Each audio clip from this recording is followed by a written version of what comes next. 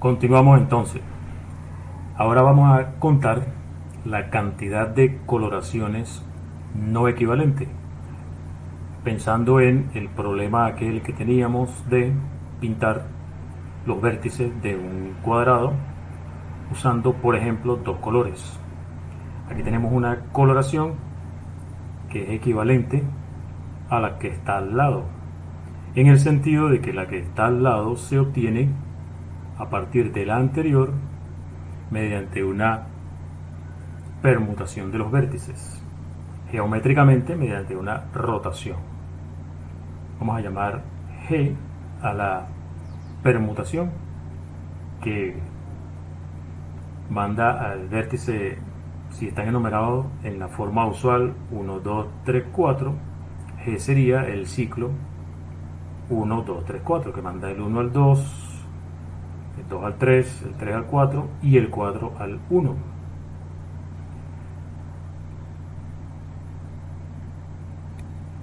Vamos a borrar, ajá. Es decir, este vértice que está aquí, vamos a llamarlo X, viene a parar a este vértice que está acá. Se llamará obviamente G de X. Supongamos que esta coloración, la segunda, se llama omega. Esta otra coloración que está asociada a esta permutación G, vamos a llamarla G tilde de omega.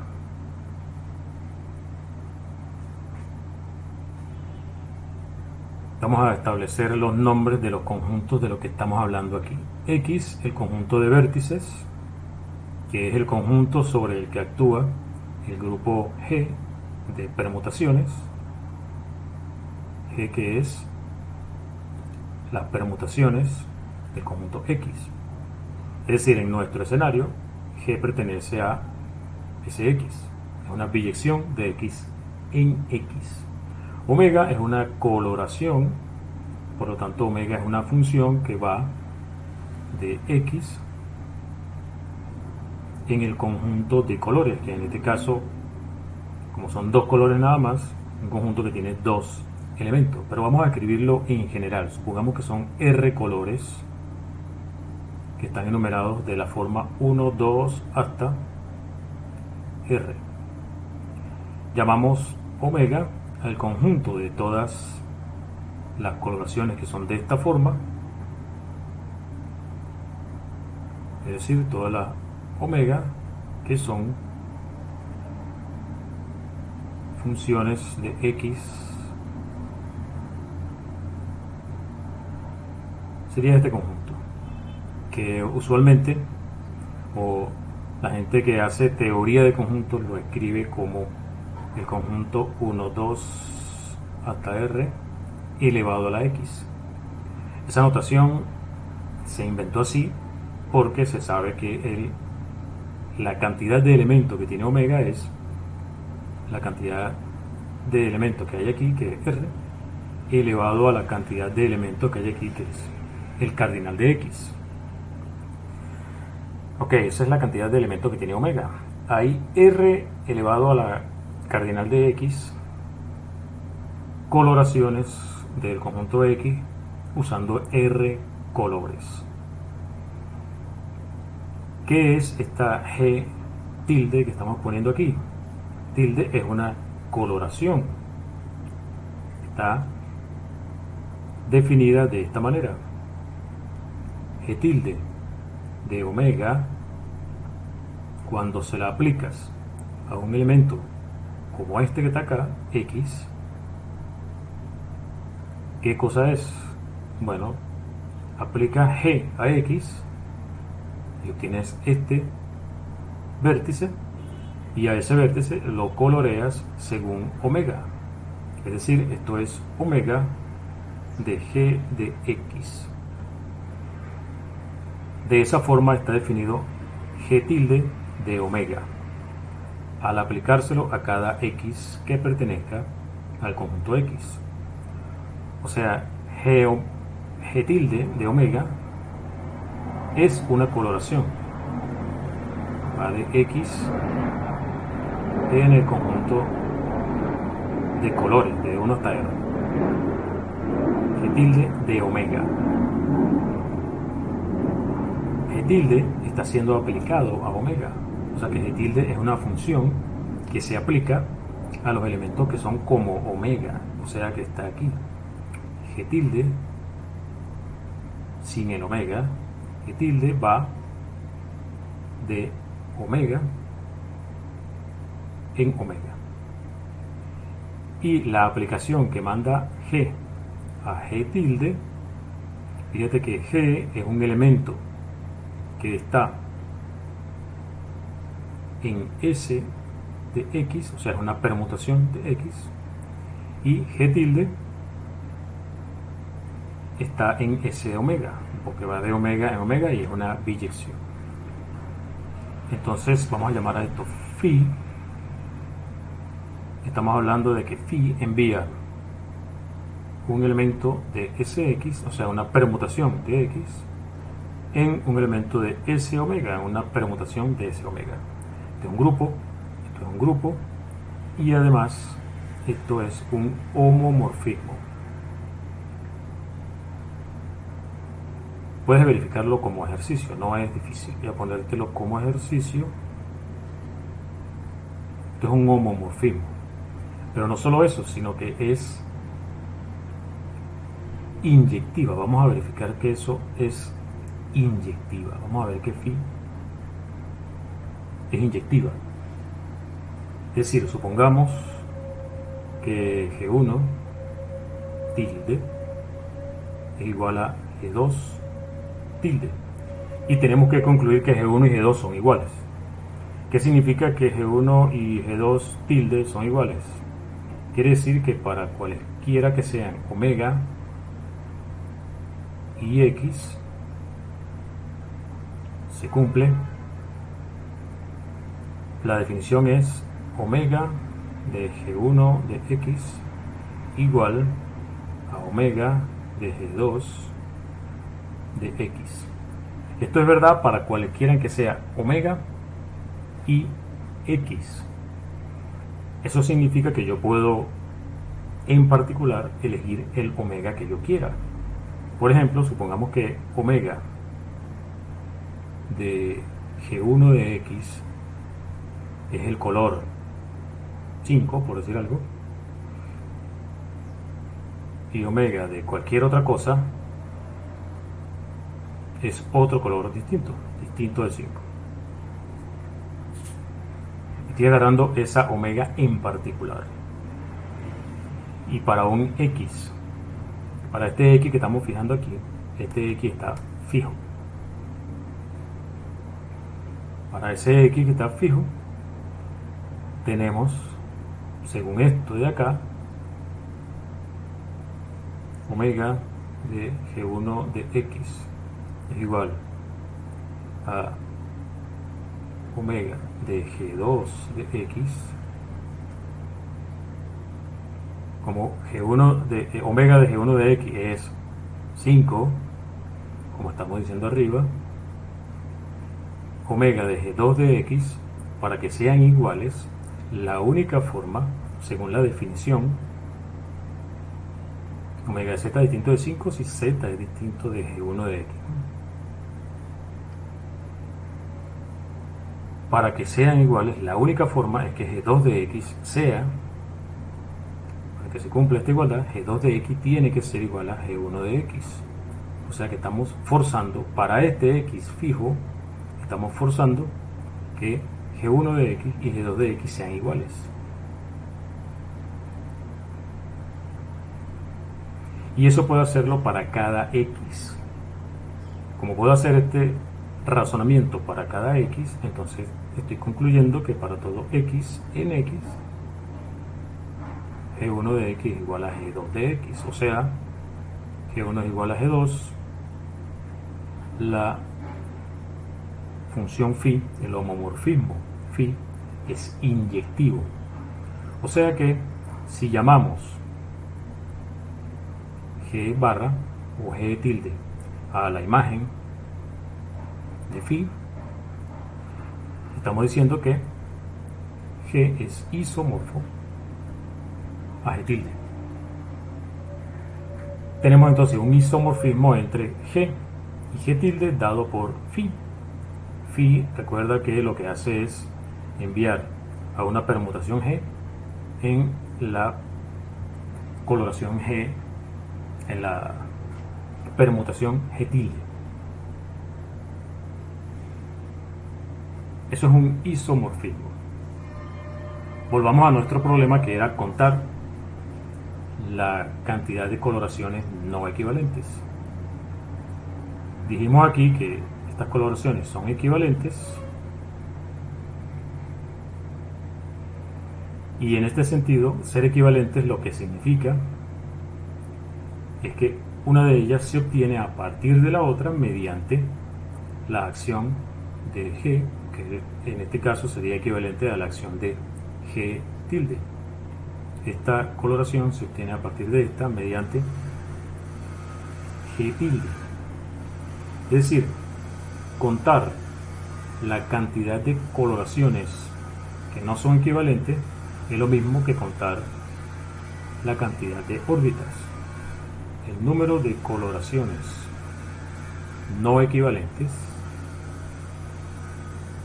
es lo mismo que el número de órbitas por la acción de G tilde. Y según calculamos en clases anteriores, la cantidad de órbitas por la acción de G tilde se cuenta mediante esta fórmula: F de G tilde. Recuerda que este conjunto F de G tilde está formado por aquellas coloraciones que quedan fijas por G tilde. Además, como dijimos arriba, por este hecho, este número es igual a 1 sobre el orden de G, suma, tomar los elementos de G y contar otra vez aquí igual F de G tilde. Significa que ahora basta con analizar cuánto vale este número. Vamos a analizar este número, que significa que una coloración omega está en F de G tilde. Omega está en F de G tilde. ¿Qué significa? Significa que G tilde de omega es igual a omega. Eso es por definición. Vamos a anotar eso por aquí. Supongamos que F, que omega, perdón, está en F de G tilde. O sea, G tilde de omega es igual a omega. Y vamos a suponer que X, Y, Z, etcétera, esto es un ciclo de omega, de G, perdón, la permutación G. Si tú descompones G como producto de ciclo disjunto, digamos que este es uno de esos ciclos, X, Y, Z, etcétera. Supongamos eso por allí. ¿Qué ocurre cuando tú le aplicas omega, por ejemplo, a Y? Omega de Y. Bueno, según esto, la permutación G envía X a Y. Es decir, que Y es G de X. Ahora utilizamos este hecho de acá. Por definición, omega de G de X es lo mismo que G tilde de omega de X. Y G tilde de omega es omega, por lo tanto esto es omega de X Es decir, Y y X tienen el mismo color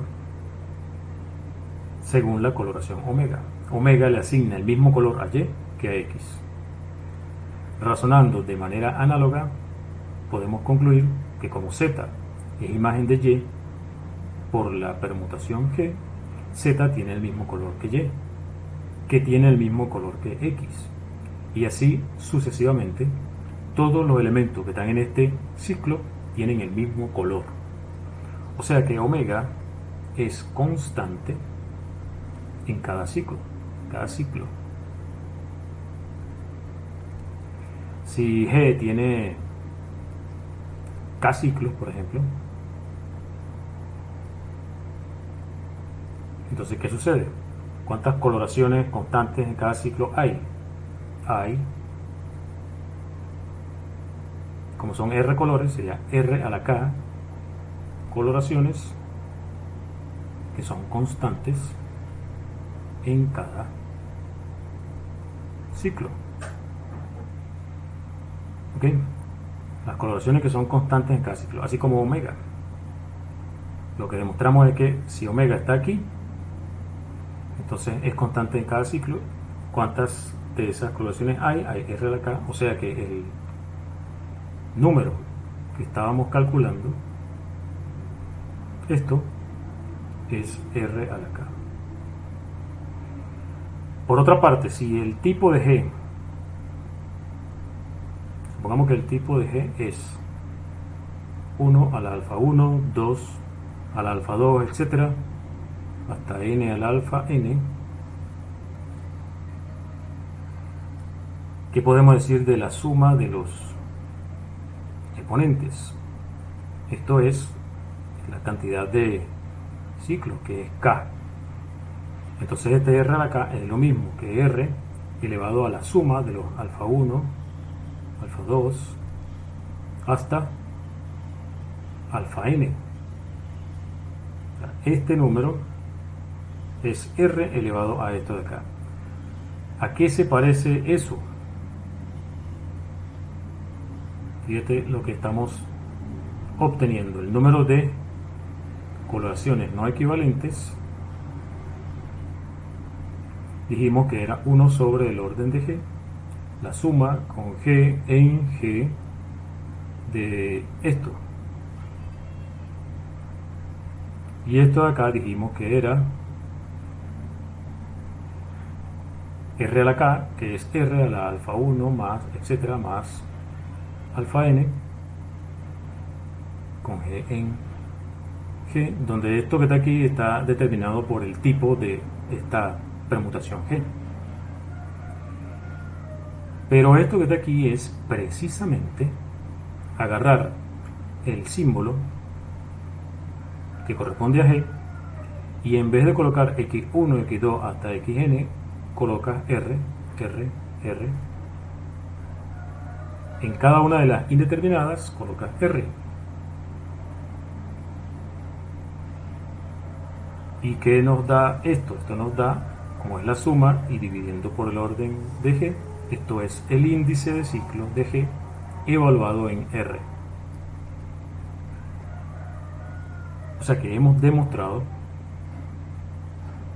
hemos obtenido una fórmula para calcular la cantidad de coloraciones no equivalentes usando el índice de ciclos del grupo.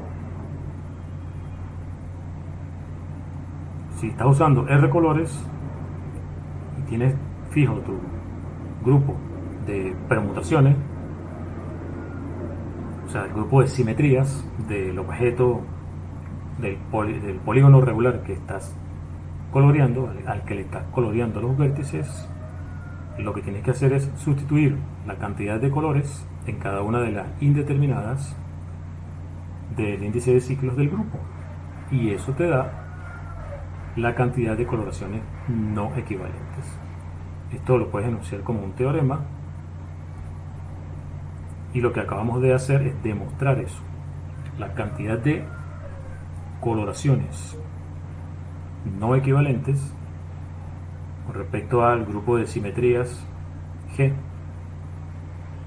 del polígono regular del que estemos hablando, se calcula mediante el índice de ciclo, sustituyendo en lugar de x1, x2, etc., colocando R, que es la cantidad de colores. Bien, esto es lo que queríamos hacer para este video, demostrar este teorema, que esto corresponde a la sección 20.4 del libro. 20.4. En el siguiente video vamos a hacer la sección 20.5 y nos quedaría pendiente la última sección, que sería 20.6, el teorema de Polya, finalmente, para terminar con el curso. Entonces ya vayan haciéndose los ejercicios que corresponden a la sección 20.4 utilizando este teorema que acabamos de demostrar en el video. Seguiremos entonces trabajando con los demás.